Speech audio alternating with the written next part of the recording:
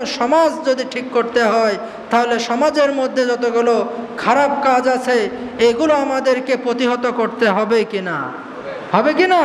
আর এটা যদি আমার ক্ষমতা থাকে, যদি ক্ষমতা না থাকে, যদি হাত দিয়ে বাধা প্রদান করার মতো ক্ষমতা না থাকে, তাহলে মুখ দিয়ে বলতে হবে।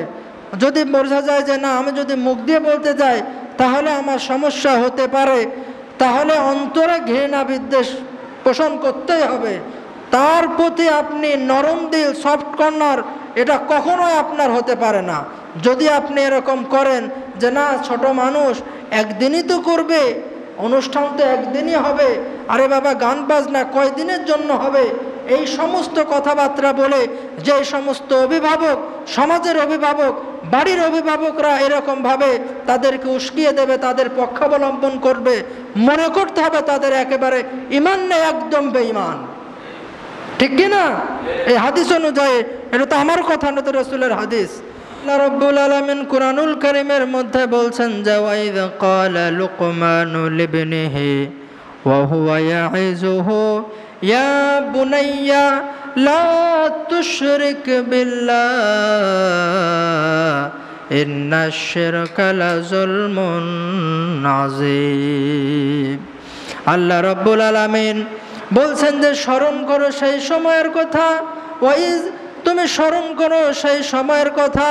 ক্বালা লুকমানু লিবনিহি, লুকমান আলাইহিস সালাম যখন তার সন্তানকে উদ্দেশ্য করে বললেন যে ওয়া হুয়া ইয়াইযুহু, এবং তাকে নসিহত করলেন, ওয়াজ করলেন যে ইয়া বুনাইয়া, হে আমার সন্তান, হে প্রিয় বৎস, ইয়া বুনাইয়া লা তুশরিক বিল্লাহ, আল্লাহর সঙ্গে তুমি কাউকে শরীক করবে না, কারণ ইন্নাশ শিরকা লাযুলমুন আযীম, কারণ শিরক হচ্ছে ভয়াবহ মারাত্মক গুনাহ, এটা বড় রকমের জুলুম। এই কারণে প্রথমে শিক্ষা দিলেন যে আমার সন্তান, তুমি কখনো কোনো দিন আল্লাহ রাব্বুল আলামিনের সঙ্গে তুমি শিরিক করবে না। কি শিক্ষা দিলেন? শিরিক করবে না, কারণ শিরিক কত বড় মারাত্মক গুনাহ। আল্লাহ রাব্বুল আলামিন বলছেন যে ইন্নাল্লাহা লা ইয়াগফিরু আন ইউশরাকা বিহি ওয়া ইয়াগফিরু মা দুনা যালিকা লিমান ইয়াশা। আমি আল্লাহ রাব্বুল আলামিন শিরিকের গুনাহ কখনোই মাফ করি না। শিরিক ব্যতীত জীবনে তার যত গুনাহ থাকুক না কেন, আমি আল্লাহ যদি ইচ্ছা করি, যাকে ইচ্ছা আমি তার জীবনের গুনাহগুলো মাফ করে দিতে পারি, যদি আমি ইচ্ছা করি। কিন্তু কারোর ভেতরে যদি শিরিকের গুনাহ থাকে, তাহলে আমি আল্লাহ তার জীবনেও কোনো দিন ক্ষমা করব না। এই জন্য কারোর দ্বারা যদি শিরিক হয়ে যায় তাহলে সে মুশরিক হয়ে যায়, আর মুশরিক কোনোদিন জাহান্নাম থেকে জান্নাতে যাবে না। এই কারণে মুশরিক যদি তাওবা না করে মারা যায়, তাহলে তার চিরস্থায়ী ঠিকানা হলো জাহান্নাম। এই জন্য কোনোদিন আমরা শিরিক করব, শিরিক করা যাবে নাকি?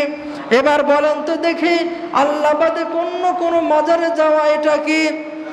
এটা যাও শিরিক।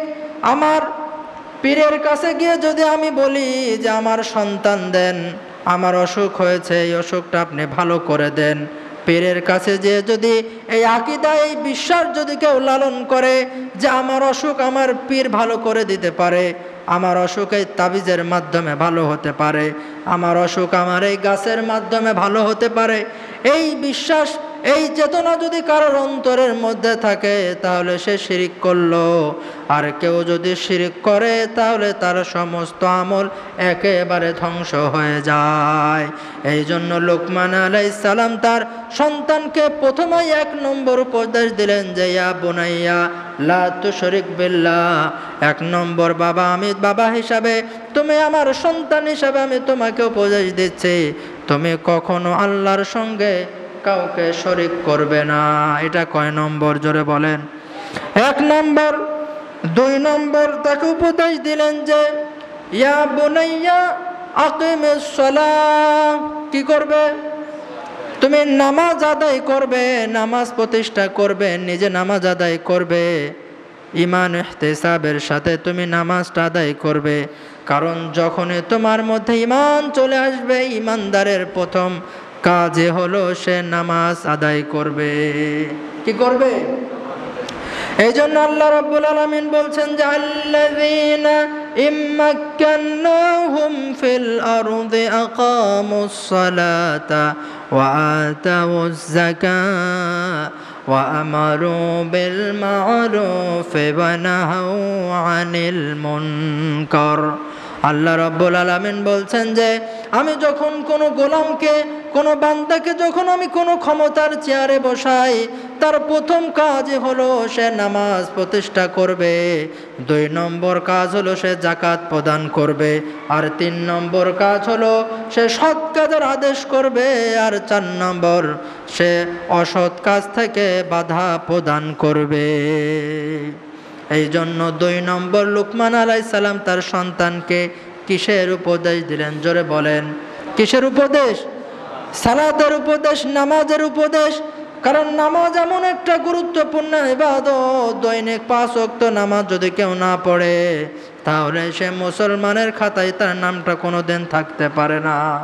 আমি এর আগেও আপনাদেরকে বলেছি, কেউ যদি কোনো অফিসে চাকরি করে আর সেখানে যদি মাসে 4 দিন অথবা 2 দিন করে ডিউটিতে যায়, তাহলে সেই বস কি তাকে চাকরিতে রাখবে নাকি? রাখবে নাকি? কোনোদিন রাখবে না। তো আল্লাহ বলছেন তোমার প্রতিদিন 5 ওয়াক্ত নামাজ তুমি মসজিদে এসে আদায় করবে। মুয়াজ্জিন প্রতিদিন তোমাকে ডাক দেয়, আর তুমি ড্যাম কেয়ার কোনোদিন আসো না, সপ্তাহে 4 দিন 5 দিন করে আসো, আর তুমি মনে করো যে আমি আল্লাহর গোলাম, আল্লাহর বান্দা। আল্লাহ বলছেন না না, 4 দিন আসলে কোনোদিন তোমার এই আবদিয়াত, দাসত্ব কোনোদিন ওইটা হতে পারে না। এই জন্য আল্লাহর বান্দা যদি পরিপূর্ণভাবে হতে হয় তাহলে 5 ওয়াক্ত নামাজ পড়া ছাড়া আল্লাহর গোলাম কখনোই হওয়া যায় নাকি? কখনোই হওয়া যায় না। কারণ আউয়ালু মা ইউহাসাবু বিহিল আবদু ইয়াউমাল কিয়ামাতিস সালাত, কঠিন কিয়ামতের ময়দানে সর্বপ্রথম বিচার নেওয়া হবে এই নামাজের হিসাব। কিসের হিসাব? এই নামাজের হিসাব দিয়ে আল্লাহ তাআলা বিচার কার্য শুরু করবেন। এই জন্য 2 নম্বর লুকমান আলাইহিস সালাম তার সন্তানকে উপদেশ দিলেন যে ইয়া বুনাইয়া আকিমিস সালাহ, হে আমার সন্তান, হে প্রিয় বৎস, তুমি নামাজ কায়েম করবে, নামাজটা আদায় করবে, নিজে আদায় করবে, পরিবার পরিজন, আহাল পরিজনদেরকে নিয়ে, সবাইকে নিয়ে তুমি নামাজ আদায় করবে।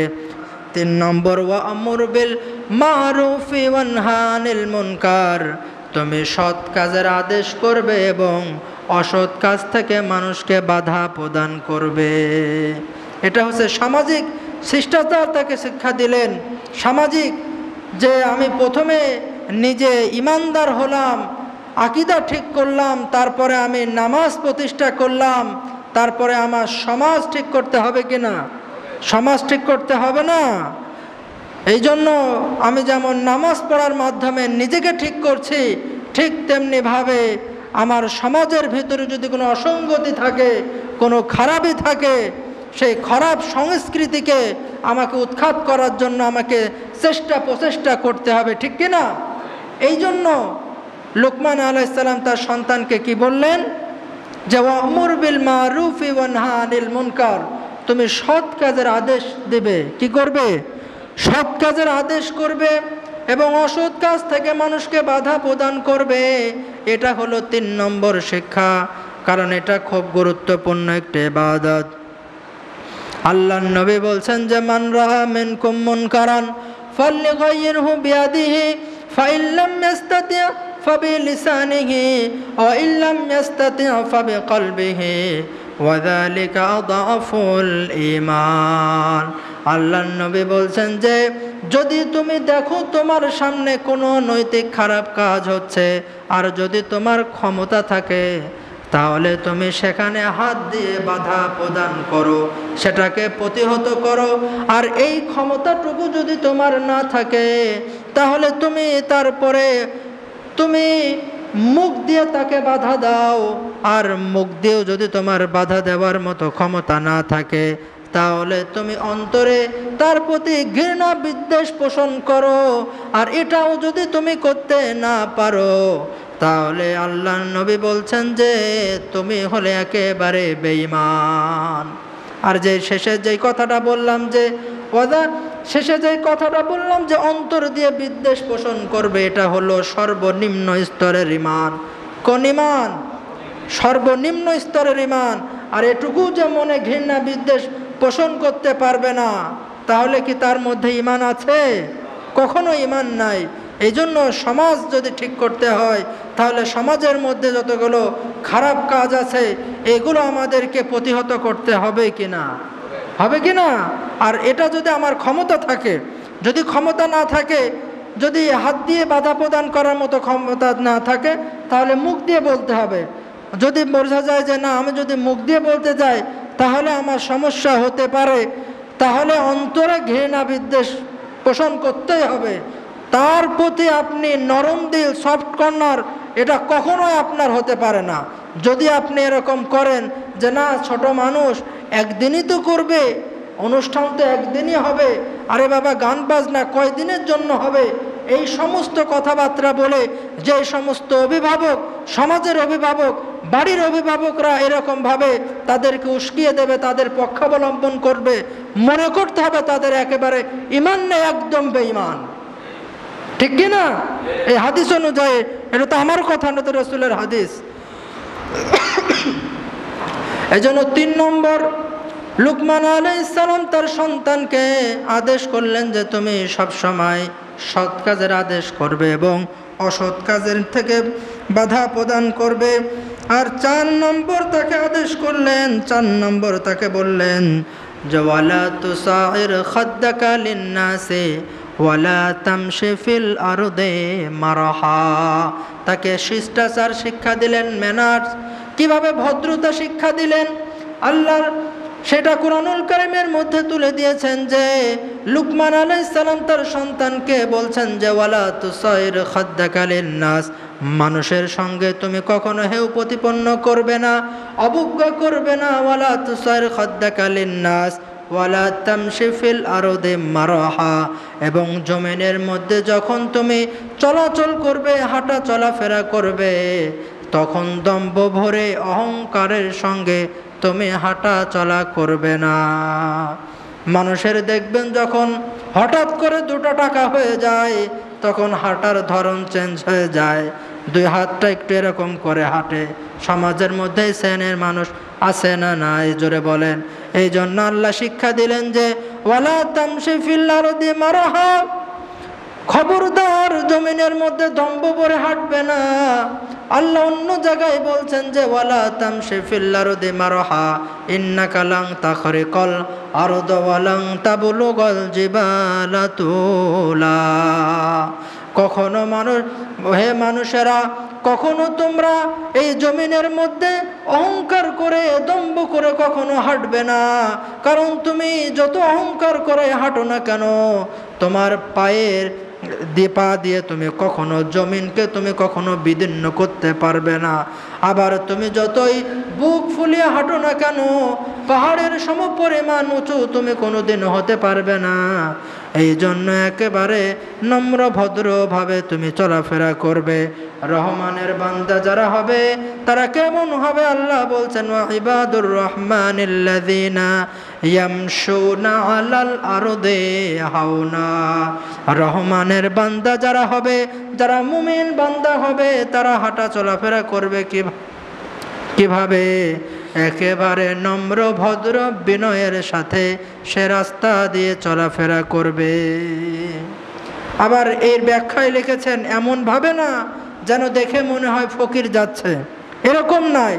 আত্মমর্যাদার সাথে নম্রভাবে হেঁটে যেতে হবে। হাঁটার মধ্যে অহংকারও থাকবে না, আবার একেবারে যেন মনে হয় যেন সে একেবারে গরিব ফকির মিসকিন যাচ্ছে, এরকমও যেন না হয়। মধ্যম পন্থায় আপনাকে চলাফেরা করতে হবে, এটা শিক্ষা দিলেন। যে এইগুলা শিক্ষা দিলেন, এই গুণাগুণগুলো যদি আমরা অর্জন করতে পারি, তাহলে আমাদের জীবনটা আশা করি আমরা এখন যেরকম আছি তার থেকে আরো অনেক সৌন্দর্যমণ্ডিত হয়ে যাবে। ঠিক কিনা?